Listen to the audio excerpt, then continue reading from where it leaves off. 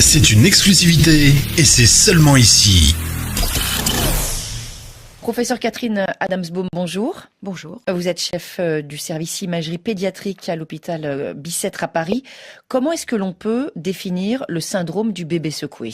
Le syndrome du bébé secoué, ça correspond à un mécanisme des secouements violents, rien à voir avec le jeu, qui vont être responsables de lésions en particulier cérébrales, qui peuvent être mortelles et qui en tout cas entraînent des séquelles graves. C'est donc une forme grave de maltraitance qui concerne surtout le nourrisson. Alors pourquoi est-ce que justement ces tout petits bébés, ces nourrissons, sont particulièrement sensibles à ces mouvements très brusques ? Bien sûr, tous les enfants le sont, mais encore plus les tout petits bébés. Parce que le nourrisson n'est pas un adulte miniature, il a une constitution particulière, il a un cerveau qui n'a pas de myéline comme nous avons, et le cerveau est donc capable de se mobiliser dans la boîte crânienne, et les lobes frontaux et les lobes occipitaux vont choquer sur la paroi osseuse en avant et en arrière.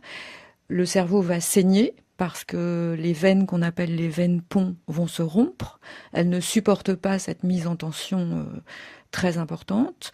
Et il va y avoir un saignement en nappe qu'on appelle hématome sous-dural, qui lui-même est responsable de ce qu'on appelle lésion ischémique, anoxo-ischémique du tissu cérébral qui n'a plus d'oxygène et qui, in fine, va complètement s'atrophier. Et c'est très, très, très grave pour l'enfant. C'est très grave et il est important d'en parler parce qu'on sait que c'est quelque chose qui est répété.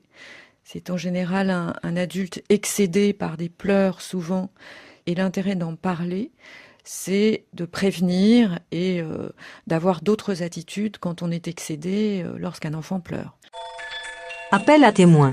Nous recherchons des psychologues et psychiatres qui accepteraient de participer à des interviews à thème pour notre web radio. Pour cela, contactez-nous sur www.radiocapitole.com à la rubrique « Contactez-nous » en espérant vous savoir nombreux pour participer à nos émissions.